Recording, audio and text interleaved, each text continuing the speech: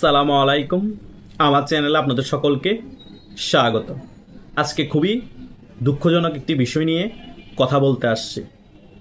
আমার সবচেয়ে বড় দুঃখ লেগেছে যখন ব্যারিস্টার সুমনকে 5 আগস্টের পরবর্তী সময় গ্রেপ্তার করা হয়েছে এবং গ্রেপ্তার করার পরপরই তাকে মিথ্যা অনেকগুলো হত্যা মামলা দিয়ে এখনও পর্যন্ত জেলে আটকিয়ে রেখেছে। আমার কথা হচ্ছে, ব্যারিস্টার সুমন কী এমন অপরাধ করেছে?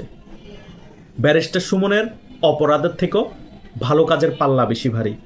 চীনের ফাদার অফ নেশন একটি কথা বলেছিলেন, মা সেতুং। তিনি বলেছিলেন, যার মধ্যে 70% ভালো গুণ আছে সে ভালো মানুষ, 30% খারাপ গুণ থাকতেই পারে। এটা বাস্তবতা। আল্লাহ আমাদেরকে ফেরেশতা হিসাবে, নবী রাসূল হিসাবে পৃথিবীতে প্রেরণ করে নাই। আমরা নর্মাল একজন মানুষ, আমাদের 30% খারাপ গুণ, খারাপ দিক থাকতেই পারে। ব্যারিস্টার সুমন হয়তো ওনার একটা মতাদর্শ ছিল, তিনি আওয়ামী লীগের পক্ষে কিছু কথা বলতেন, হয়তোবা বঙ্গবন্ধুকে ভালোবাসেন, সে কারণে তিনি আওয়ামী লীগকে চুজ করেছিলেন। কিন্তু তিনি বাংলাদেশের মধ্যে প্রত্যেকটা গুরুত্বপূর্ণ জায়গায় আওয়ামী লীগের বিভিন্ন অনিয়মের বিরুদ্ধে কথা বলেছেন, প্রতিবাদ করেছেন। সে কারণে তিনি যুবলীগের আইন বিষয়ক সম্পাদক হওয়ার পরও ওনাকে প্রত্যাহার করা হয়েছিল সমালোচনা করার কারণে। তিনি মতাদর্শ ঠিক রেখেছেন, কিন্তু যে অপরাধ করেছে, যে ভুল করেছে, তিনি সে বিষয়ে প্রতিবাদ করেছেন। উনি যে আসন থেকে এমপি হয়েছে, সে আসনের মধ্যে যদি তারেক জিয়া স্বয়ং প্রার্থী হয়, সে আসনও তারেক জিয়াকে উনি কমপক্ষে 1 লাখ ভোটে হারাবে। এত পরিমাণ জনপ্রিয়তা অর্জন করেছেন উনি তার আসনের মধ্যে। এটাই হচ্ছে বাস্তবতা। ওনাকে খেটে খাওয়া মানুষ থেকে একদম ধনী পর্যন্ত যত মানুষ আছে ওনার উপজেলার, প্রত্যেক মানুষে ওনাকে ভালোবাসে, প্রত্যেকে ওনাকে ভোট দিবে। এটাই বাস্তবতা।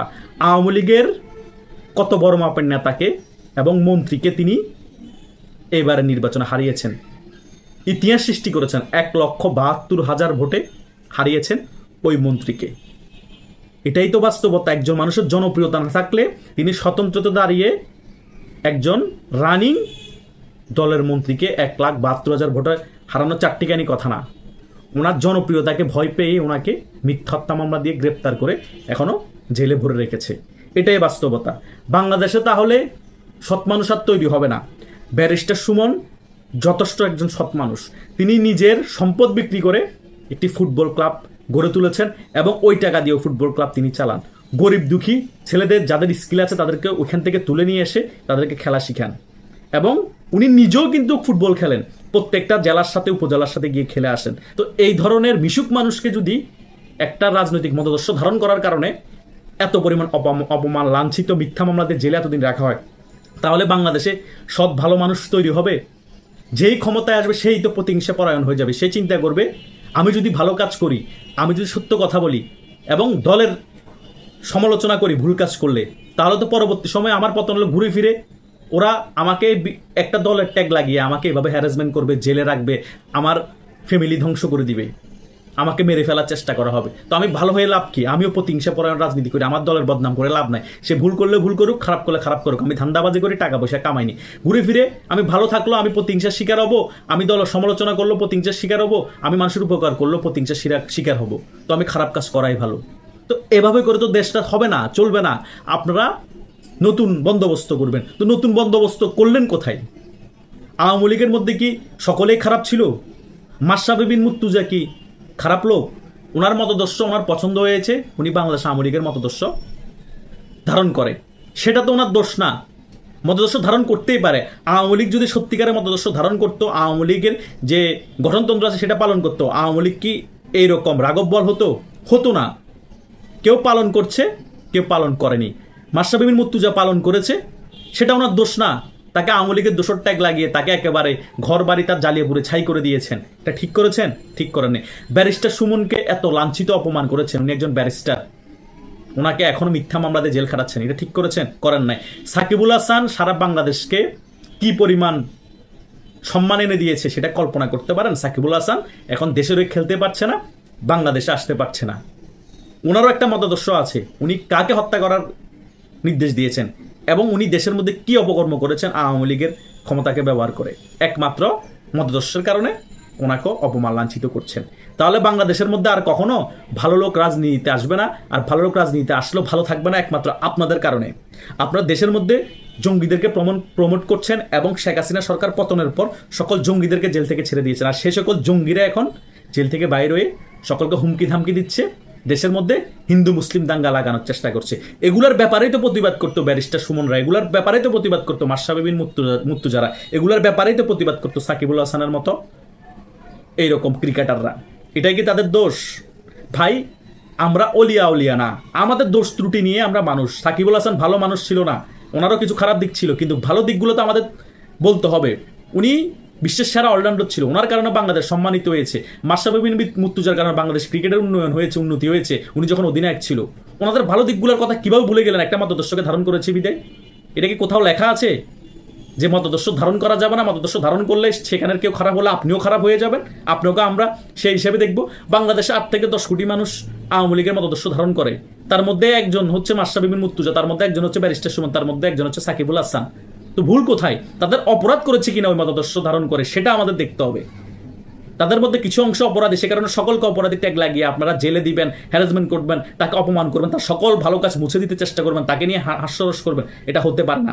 বিএনপির মধ্যে কি সকলে তুলসী পাতা, ধোয়া তুলসী পাতা? তারা কেউ অপরাধী ছিল না? এখনো তারা বিএনপিতে রাজনীতি করতেছে না? এখন যখন ক্ষমতা ধরে এগিয়ে আসতেছে, লুৎফুজ্জামান বাবর ছাড়া পেয়ে জানি জেল থেকে 17 বছর জেল খাটার পর, সে কি 10টা কষ্ট মামলার সাথে জড়িত ছিল না? বুকে হাত দিয়ে বলতে পারবে 21-এ এক গ্রেনেড হামলার সাথে কি এই লুৎফুজ্জামান বাবর জড়িত ছিল না? বুকে হাত দিয়ে বলতে পারবে? কখনো বলতে পারবে না।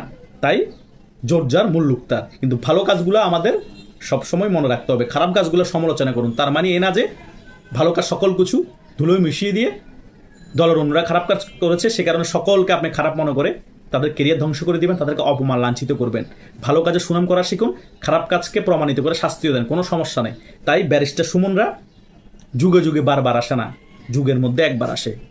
এই ব্যারিস্টার সুমন রায় অনেক কিছু পথ দেখিয়ে দিয়েছে বিধায় অনেকে ব্যারিস্টার সুমনের মতো হতে চেয়েছে, কিন্তু পারে নাই। আগামীতে দেখবেন বিএনপির মধ্যেও যদি ক্ষমতায় আসে তারা অনেকে ব্যারিস্টার সুমন হতে চাইবে, কিন্তু পারবে না, কারণ ব্যারিস্টার সুমন বাংলাদেশে একজনই ছিল। সে ব্যারিস্টার সুমনকে আপনারা অপমানিত লাঞ্ছিত করে এখনো মিথ্যা হত্যা মামলা দিয়ে জেলে প্রেরণ করে রেখেছেন। বাংলাদেশে সাকিবুল হাসান একজনই আছে, একজনই থাকবে। ভবিষ্যতে আর সাকিবুল হাসান বাংলাদেশের তৈরি হবে না। সে সাকিবুল হাসানকে আপনারা অপমানিত লাঞ্ছিত করেছেন এবং বাংলাদেশের জার্সির আর ক্রিকেট খেলতে দিবেন না, বাংলাদেশে আসতে দিবেন না। মাশরাফি বিন মুর্তজা বাংলাদেশে একজনই আছে, একজনই থাকবে। আর মাশরাফি বিন মুর্তজা বাংলাদেশে জন্ম হবে না। সে মাশরাফি বিন মুর্তজার আপনারা ঘর বাড়ি জ্বালিয়ে করে ছাই করে দিয়েছেন। কি অপরাধ করেছিল সে একটা মতাদর্শ ধারণ করেছিল, সেটাই তার অপরাধ। এই অপরাধে তাদেরকে এত বড় শাস্তি দিয়েছেন আপনারা। আপনাদের কাছে ক্ষমা প্রার্থী আমি যদি কোনো কিছু ভুল বলে থাকি, কিন্তু বাস্তবতা এটাই, মতাদর্শের কারণে কেউ খারাপ হয় না, খারাপ হয় তার আচার আচরণের কারণে। বিএনপি আপনি করছেন তার মানে আপনি খারাপ না, আপনি খারাপ কাজ করবেন বা করছেন বিধায় আপনাকে খারাপ বলা হবে। দলের কারণে আপনাকে আমি মার্ক করতে পারবো না, আপনাকে আমি খারাপ ভালো ট্যাগ লাগাতে পারবো না। আপনার কার্যকলাপের মাধ্যমে আমি আপনাকে খারাপ ভালো ট্যাগ লাগাতে হবে। এখন এমন একটা পরিস্থিতি তৈরি হয়েছে, গণহারে সকলকে আমরা রাজনৈতিক দলের কারণে ট্যাগ লাগিয়ে দিচ্ছি এবং সকলকে আমরা একই চোখে দেখছি। ভালো কাজ করলো সেটা আমরা ভুলে যাচ্ছি। তারই প্রতিফলন আমরা দেখতে পাচ্ছি এই ব্যারিস্টার সুমনের সাথে যা কিছু করা হয়েছে, সাকিবুল হাসানের সাথে যা কিছু করা হয়েছে এবং এই মাশরাফি বিন মুর্তজার সাথে যা কিছু করা হয়েছে। খুবই খুবই কষ্ট পেয়েছি। ধন্যবাদ সকলকে।